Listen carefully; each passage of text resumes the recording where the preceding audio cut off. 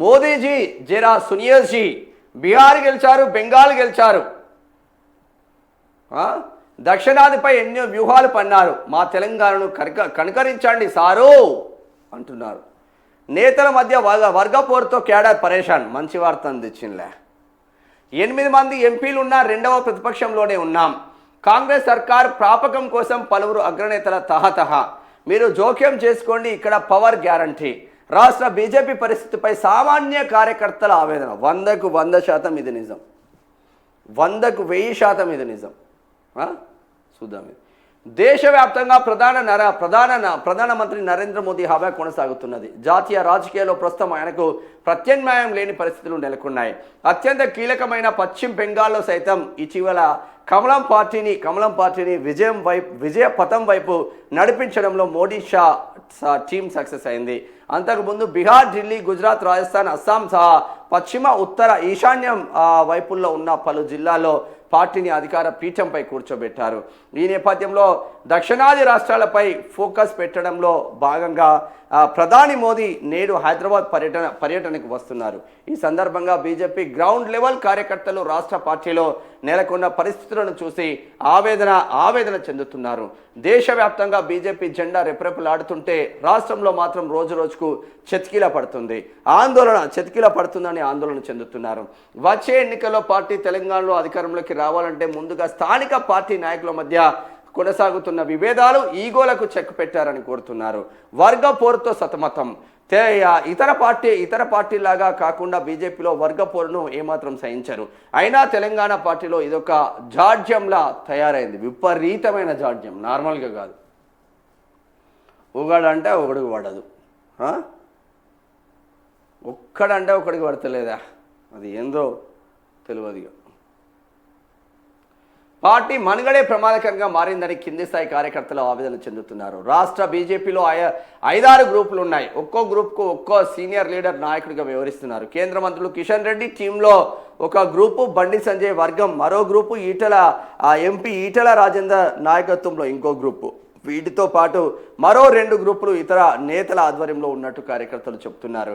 ఈ గ్రూపుల్లో దేనితోనూ పొసకగా కొందరు ఎంపీలు ఎవరికి వారే అన్నట్లుగా స్వతంత్రంగా వ్యవహరిస్తున్నట్టు ఆరోపణలు ఉన్నాయి. దీంతో పార్టీలో నాయకుల మధ్య ఐక్యత కురబడిందని కార్యకర్తలు ఆవేదన వ్యక్తం చేస్తున్నారు. నాయకుల మధ్య భిన్నాభిప్రాయాలు.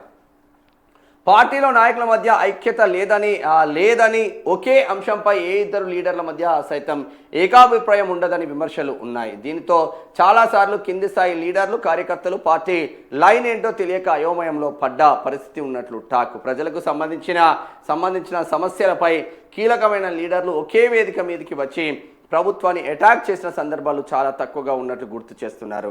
అందుకు ఉదాహరణగా బిల్ట్ పాలసీపై కొందరు ఎంపీలు ప్రభుత్వంపై విమర్శలు చేస్తే మరికొందరు ఎంపీలు మాత్రం వ్యక్తిగత ప్రయోజనాల కోసం ఆ పాలసీని స్వాగతించారని చెబుతున్నారు. దీంతో కార్యకర్తల్లో అయోమయ పరిస్థితులు నెలకొన్నట్లు తెలుస్తూ ఉంది. పార్టీ చీఫ్కు సహాయ నిరాకరణ. ఎందుకు రఘునందన్ రావుకు సాయం చేస్తలేరు? సీనియర్ నేతల నుంచి పార్టీ అధ్యక్షుడు రామచంద్రరావుకు సహాయ నిరాకరణ కొనసాగుతున్నట్లు తెలిసింది. పైకి అధ్యక్షుడి పట్ల గౌరవం చూపించే నాయకులు లోన మాత్రం ఆయన పిలుపు ఇచ్చే కార్యక్రమాలను సీరియస్గా తీసుకోవడం లేదని విమర్శలు ఉన్నాయి. ఈ విషయంలో మౌనంగా ఉంటూనే సందర్భం వచ్చినప్పుడు రామచంద్రరావు కీలక నేతలకు షాక్ ఇచ్చినట్టు టాక్. పార్టీ కమిటీల నియామకం విషయంలో సీనియర్ నేతల సూచనలు అధ్యక్షుడు పట్టించుకోలేదన్న చర్చ సైతం జరుగుతున్నది. ప్రధానంగా సికింద్రాబాద్ పార్లమెంట్ సెగ్మెంట్కు చెందిన కొందరు నాయకులను కమిటీల్లోకి తీసుకున్నారు. కానీ ఆ లీడర్లను కమిటీలోకి తీసుకోవాలంటూ కేంద్ర మంత్రి కిషన్ రెడ్డి సూచించలేదని తెలిసింది. కేంద్ర మంత్రికి ఇష్టం లేని వ్యక్తులకు ప్రయారిటీ ఇచ్చి రామచంద్రరావు తన సత్తా ఏంటో పరోక్షంగా చూపించినట్లు కార్యకర్తల్లో చర్చ జరుగుతుంది. సమర్థుడైన అధ్యక్షుడి కోసం డిమాండ్ చేస్తూ ఉన్నారు. ఎవరైతే పర్ఫెక్ట్ అనుకుంటారో వాళ్ళను చేయండి. రామచంద్రరావుకు మృదు స్వభావి అనే పేరుంది. ఎదుటి వారిని ఇబ్బంది పెట్టే వ్యక్తిత్వం కాదు. ఇదే అనేక సార్లు పార్టీకి నష్టం తెస్తుందని చర్చ కార్యకర్తల్లో ఉంది. రాష్ట్రంలో 8 మంది ఎంపీలు, 8 మంది ఎమ్మెల్యేలు ఉన్నారు. ఈ బలంతో పార్టీ చాలా దూకుడుగా ఉండాలి. ప్రజలకు కార్యకర్తలకు ఏ చిన్న సమస్య వచ్చినా వెంటనే రియాక్ట్ అయ్యే విధంగా, అవసరమైతే ఆందోళనను నిరసనలు చేపట్టే విధంగా ఉండాలి. కానీ పార్టీలో లీడర్షిప్ మధ్య సమన్వయం కొరవడం మూలంగా పార్టీ పిలుపునిచ్చే కార్యక్రమాలు అంతగా సక్సెస్ కావడం లేదని విమర్శలు ఉన్నాయి. అదే దూకుడు స్వభావం ఉన్న నాయకుడికి అధ్యక్ష బాధ్యతలు అప్పగిస్తే ఆయనే స్వయంగా ఫీల్డ్కి వెళ్ళడము, లేకపోతే ప్రత్యక్ష ఆందోళనకు దిగడమో చేస్తే కార్యకర్తల్లో మంచి జోష్ ఉంటుందని. ఇప్పుడు వాస్తవంగా బండి సంజయ్ ఉన్నప్పుడు ఎట్లా ఉందా జోష్? ఏ చిన్న సమస్య అయినా కార్యకర్త కొరికేది. చిన్న చిన్న కార్యకర్త ఏదైనా ఇబ్బందులు ఉన్నాయి, హాస్పిటల్ ఉన్నారు, వేరేటోళ్ళు కొట్టిళ్ళు, కార్యక్రమంలో భాగంగా ఏదైనా జరిగింది అంటే ఇమ్మీడియట్లీ ఉరికేటోడు, రాత్రి పగలు తేడా లేకుండా. అప్పుడు పార్టీ జీరో నుంచి హీరో అయింది పార్టీ. సడన్గా బండి సంజయ్ని తీసేసిండు, మా కిషన్ రెడ్డి చేతిలో పెడితే కిషన్ రెడ్డి ఏం చేస్తాడో మీకు అందరికీ తెలిసిందే. కిషన్ రెడ్డి ఎవరిని తిట్టాడు పాపం. కిషన్ రెడ్డి మీద ఎమ్మెల్యేగా పోటీ చేసినా డమ్మిగాలని నిలబడతారు. పొరపాటున అంటే వీళ్ళ దృష్టిలో డమ్మిగాలని అనుకుంటారు. వాడు ప్రజల బలంతో గెలిచిందనుకో ముఠా గోపాల్లాగా గెలిచే అవకాశాలు కూడా ఉంటాయి. మొన్న కూడా సికింద్రాబాద్ ఎంపీ స్థానానికి నిలబడితే ఏమైంది? కాంగ్రెస్లో నీకు సికింద్రాబాద్ పార్లమెంట్ పరిధిలో ఒక్క Congress leader దొరకలేడా? Danam Nagender MLA ఉన్నోనికే MP ticket ఇస్తారానే? అసలు కాంగ్రెస్లో లీడర్లే లేరా సికింద్రాబాద్ పార్లమెంట్ పరిధిలో తెలంగాణ రాష్ట్ర వ్యాప్తంగా? ఇగో ఇంత కుమ్మక్కు రాజకీయాలు ఉంటాయి. ఇక పార్టీ పైకి రమ్మంటే బొంగు కాడ వస్తుందా, బొచ్చు కాడ వస్తుందా? కార్యకర్తలు చెమట అడుస్తున్నారు ఇట్లా ఒక్కొక్కడు పాపం. మనకేమో సోయలేదే.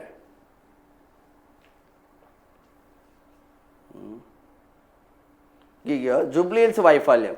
జూబ్లీహిల్స్లో సొంత పార్లమెంటు నియోజకవర్గం కిషన్ రెడ్డి, సొంత పార్లమెంటు నియోజకవర్గంలో కనీసం ఊపు లేదా? కనీసం పక్కన పెట్టి గెలుస్తామన్న హోపు కాపు, ఆ ప్రచారంలో ఊపు కూడా లేదు. బండి సంజయ్ వచ్చేదాకా, బండి సంజయ్ ఎంటర్ అయిన తర్వాత కాస్త ఊపు వచ్చింది. సొంత పార్లమెంట్లో డిపాజిట్ కోల్పోతుందా అనే ఎవడన్నా? కిషన్ రెడ్డి గారు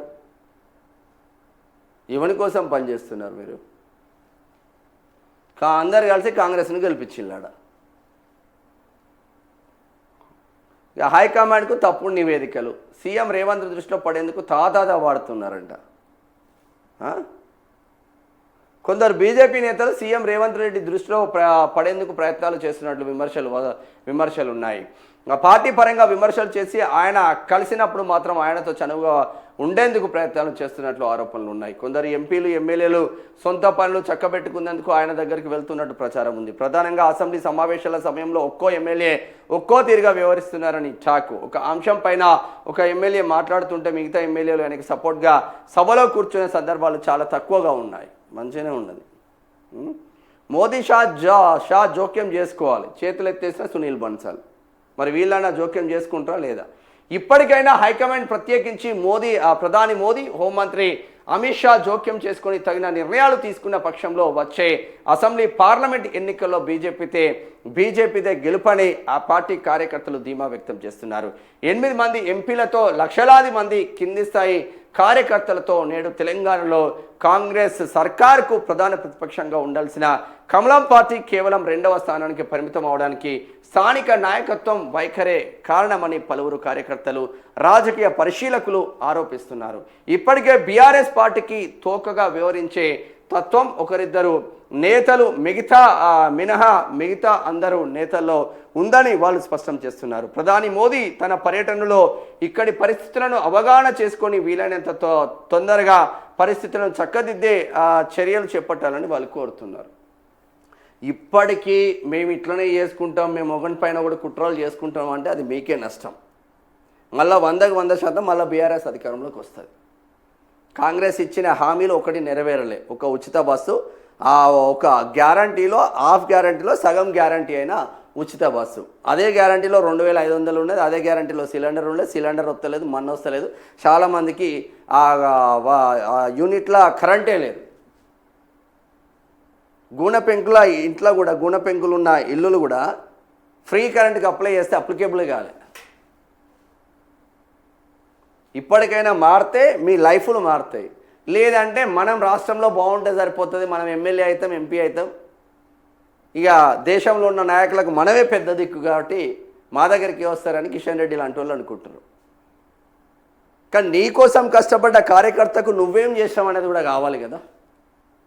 6 నిమిషాలు వాడిని సర్ది వాడు కట్టుకొని వాడిని నీళ్ళు బాటిల్ వాడు తెచ్చుకొని ఎవరికి ఆశించకుండా ఈరోజు కూడా పరేడ్ గ్రౌండ్కి వస్తూ ఉన్నారు. ఇప్పటికే బయలుదేరిన చాలామంది. వాళ్ళ కోసం నువ్వేం చేసినావా? నీ కోసం కార్యకర్తలు త్యాగాలు చేస్తూ ఉంటే లీడర్లు ఆ కార్యకర్తల కోసం నువ్వేం చేసినావని ఒక్కసారి గుండెల మీద చేసుకొని చూడండి. ఎంతమంది లీడర్లు ఎంతమంది కార్యకర్తలను తయారు చేసిండ్రు. ఇప్పుడు కరీంనగర్లో 29th డివిజన్ మా సోమిడి వేణన్న కావచ్చు, ఒక సామాన్య కార్యకర్తలను కార్పొరేటర్లుగా తయారు చేసిండు బండి సంజయ్. మా 37 డివిజన్ మా టింకు అన్న కావచ్చు, ఒక సామాన్య కార్యకర్తలు చదువుకున్న బిడ్డలు LLB MBAలు చేసిన బిడ్డలను మీరు జాబులు చేయొద్దు బిడ్డ, మీరు పని చేయాలని చెప్పేసి కార్యకర్తలను సామాన్య కార్యకర్తలను ఇక్కడ కార్పొరేటర్లుగా చేసిండు. కిషన్ రెడ్డి అన్న ఇంతమందిని చేసినవే.